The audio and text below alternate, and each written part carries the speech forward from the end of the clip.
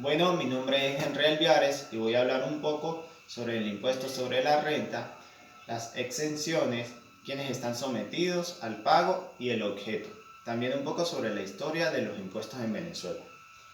Pero antes es importante saber qué es tributo. El tributo es la prestación de carácter pecuniario que el Estado o la administración pública le exige a los ciudadanos de un determinado país. La cuantía y el periodo de pago de dichos tributos va a estar establecido en la ley y el incumplimiento de dichos tributos en algunos casos pues conlleva a sanciones penales. Se clasifican en impuestos, tasas y contribuciones. Los impuestos son aquellos tributos que deben de pagar los ciudadanos de un determinado país de manera obligatoria, como por ejemplo el impuesto sobre la renta o el impuesto al valor agregado, y no se recibe a cambio la prestación de un servicio. Las tasas son los tributos que deben cancelar las personas, pero a cambio van a recibir la prestación de un servicio. Por ejemplo, el aseo urbano, las tasas aeroportuarias, las tasas aduaneras, entre otras.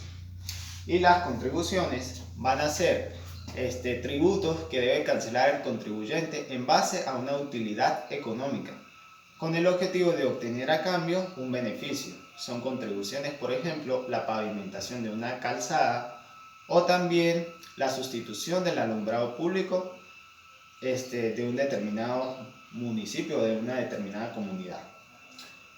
Ahora, la historia de los impuestos en Venezuela se divide en 5 etapas. La primera etapa va desde la época de la colonia hasta 1830, que fue cuando Venezuela se independizó y se formó como república bajo la presidencia de José Antonio Páez. En esta etapa, la colonia española pues cobraba diferentes impuestos, obtenía los ingresos para la mejora de las instituciones y el resto era enviado a España. Algunos impuestos de esta época era el almojarifazgo, que estaba destinado a la producción y alimentos, la alcabala, la armada y la avería, que era el derecho que tenían que pagar todos los importadores y exportadores para el mantenimiento de los puertos y de los barcos que en ese entonces salían en persecución de los piratas. La medianata era otro impuesto, la tafia era el impuesto o el derecho que tenían que pagar los productores o destiladores de aguardiente de caña. La importación de negro era otro impuesto, los estancos, que era el derecho que tenía el rey de comercializar el tabaco, la sal y otros productos por medio de sus funcionarios. La etapa número 2 empieza en 1830 con la actividad agropecuaria.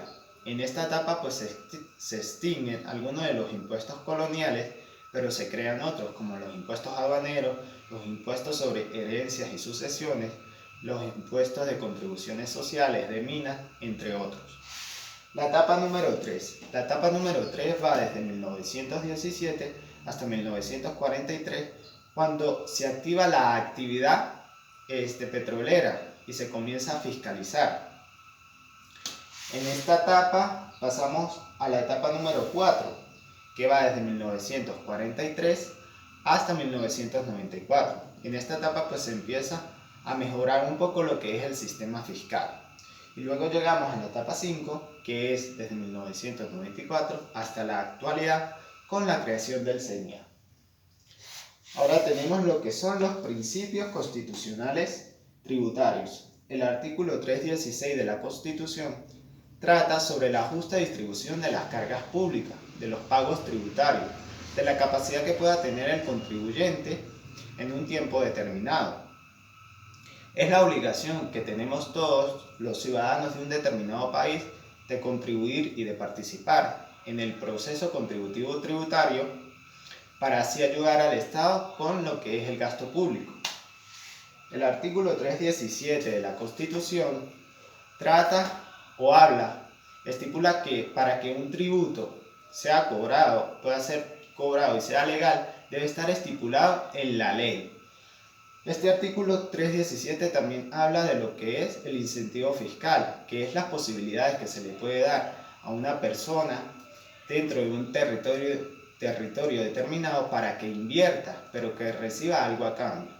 Por ejemplo, que la alcaldía de Michelena exonera a aquella persona del pago del impuesto sobre actividades comerciales durante los primeros 3 años que aquel contribuyente que cree una clínica, debido a que en ese municipio pues no hay una clínica, entonces esa alcaldía pues da ese incentivo fiscal para que inviertan y creen negocio.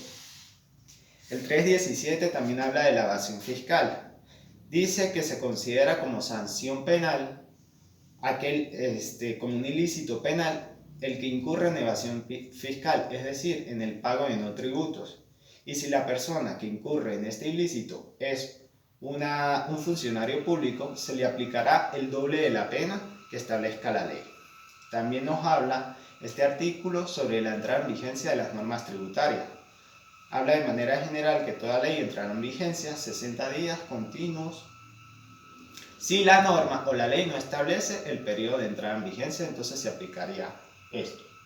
Principio de legalidad. El principio de legalidad trata sobre que un tributo, para que se considere legal, debe estar estipulado dentro de la ley constitucionalmente competente, si no sería un ilícito. El principio de generalidad se refiere a que todos los ciudadanos pues debemos de contribuir con el gasto público de la nación mediante el pago de tributos. Principio de capacidad económica o contributiva. Bueno, este principio trata sobre la capacidad que pueda tener el contribuyente de acuerdo a los ingresos. En Venezuela existen 3 tarifas y cada tarifa pues tiene un determinado porcentaje. Entonces, en base a los ingresos del contribuyente, va a tener que pagar el porcentaje que le corresponda. Actualmente en Venezuela esto no se cumple debido a la distorsión del valor de la unidad tributaria que existe, es muy bajo. Entonces, al final de cuentas, pues todas las personas terminan pagando el porcentaje más alto de cada tarifa. Principio de progresividad. Bueno, este principio quiere decir que si yo tengo más ingresos debería pagar más tributo, no solo con el impuesto sobre la renta, sino también con el impuesto a grandes patrimonios o al IVA. Principio de justicia y equidad tiene que ver un poco con el artículo 316 que habla sobre la justa distribución de las cargas públicas. Principio de igualdad. Este principio se refiere a que el Estado siempre va a amparar y a garantizarle los derechos a los más débiles, a las personas más débiles. Por ejemplo, entre un patrono y un empleado, pues el patrono va a tener más derechos. Entonces el Estado debe de crear instituciones como el Ministerio del Trabajo, la Inspectoría del Trabajo, que vele por los derechos de esa persona, que los ampare y los ayude en todos los procesos.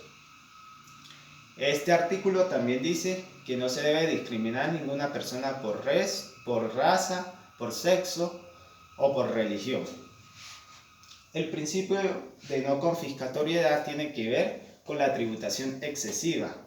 Estipula que si un contribuyente pues incurre en un ilícito, ya sea material, formal o penal, el Estado no debería de quitarle todo el patrimonio, todo el dinero que tenga esa persona.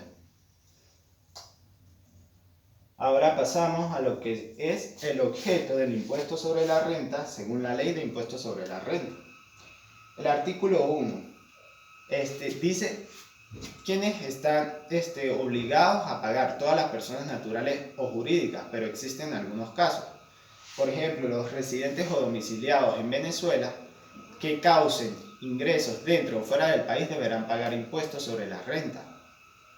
También aquellas personas no residentes o no domiciliadas en el país, pero que sus ingresos sean causados dentro del territorio, pagarán impuestos.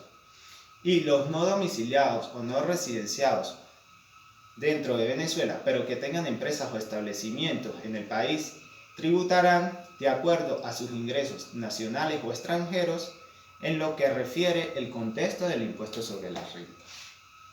El artículo 2 trata sobre los ingresos extraterritoriales, los ingresos fuera del país.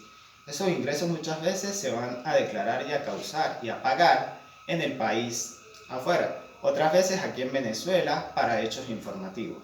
En caso de que se declare aquí en Venezuela y se tenga que pagar, muchas veces esos ingresos pues vienen en moneda extranjera, por lo que habrá que aplicar la paridad cambiaria de acuerdo a la tasa que establezca el Banco Central de Venezuela. El artículo 3 trata un poco sobre lo que es el tratado de doble tributación.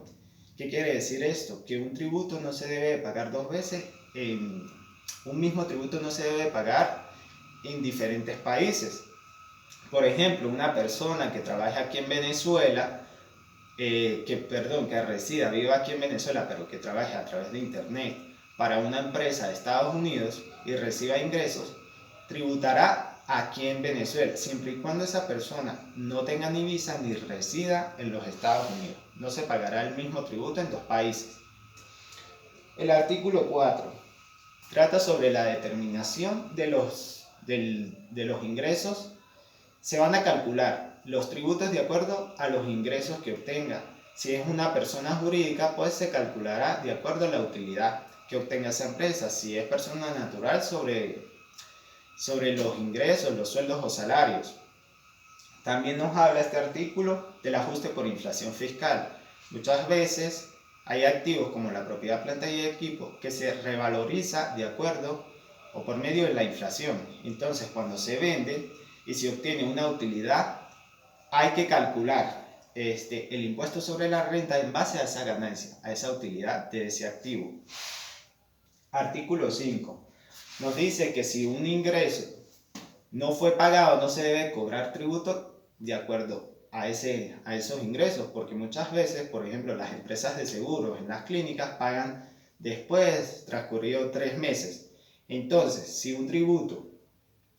si un ingreso no se ha hecho efectivo, no he recibido el dinero, no se pagará o no se debería cobrar tributo de acuerdo a esos ingresos, porque sería un perjuicio. Artículo 6. El artículo 6 trata sobre los ingresos que producen renta. Por ejemplo, cualquier marca que sea desarrollada dentro del país, como por ejemplo McDonald's, las empresas cinematográficas, las empresas de seguro, cualquier empresa que se abra dentro del país, dentro del territorio, con fines de lucro. También los ingresos por alquileres de inmuebles, entre otros. Ahora pasamos a lo que es de los contribuyentes y de las personas que están sometidas al pago del impuesto según la ley. El artículo 7 habla sobre quiénes pagan, quiénes están obligados a pagar. Las personas naturales. Pero ¿quiénes son las personas naturales? Son todas aquellas que de carne y hueso que están obligadas o asociadas al pago de tributo.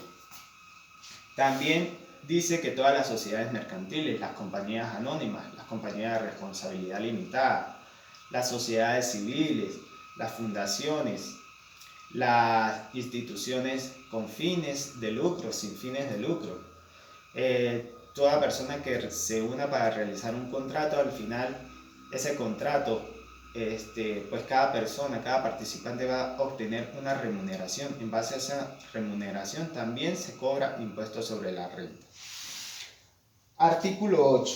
El artículo 8 dice que todas las personas naturales y sus asimilados. Los asimilados de las personas naturales son las empresas en nombre colectivo, en comandita, las sucesiones, los contratos entran dentro de este rango y se regirán por la tarifa número 1.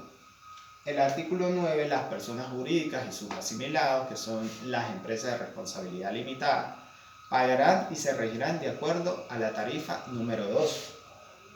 El artículo 10, el gravamen de las personas, de las cabezas de socios o de los comuneros que formen parte de la sociedad, de acuerdo a la proporción, a la participación que ellos hayan dado en la sociedad. También se cobrarán impuestos de acuerdo a esa proporción.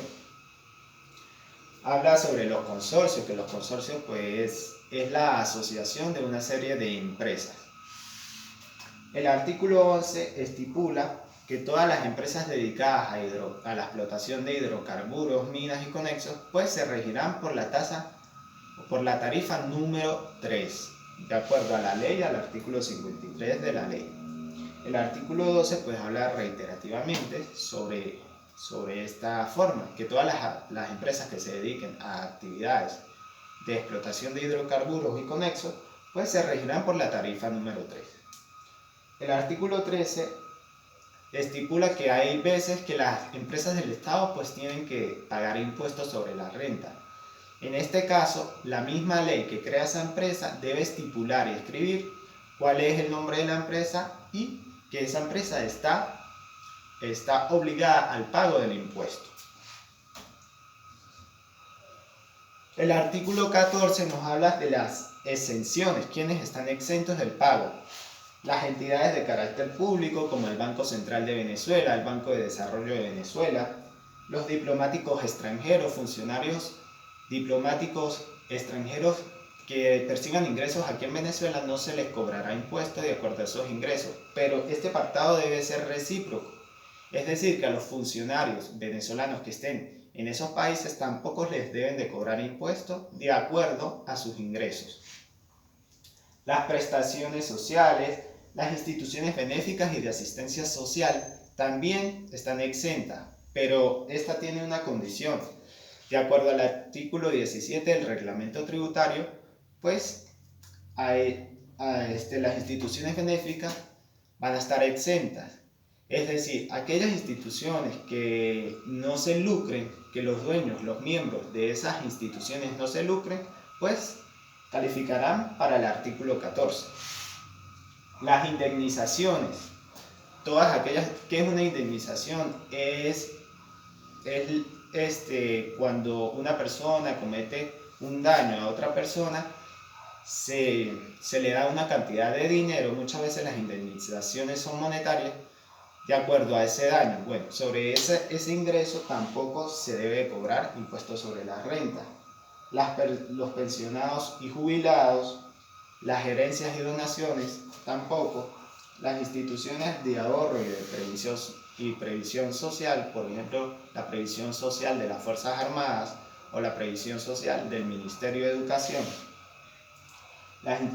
las empresas estatales nacionales que se dediquen a la explotación de hidrocarburos, minas y conexos están exentas del pago del impuesto, los bonos de deuda pública y los estudiantes becados.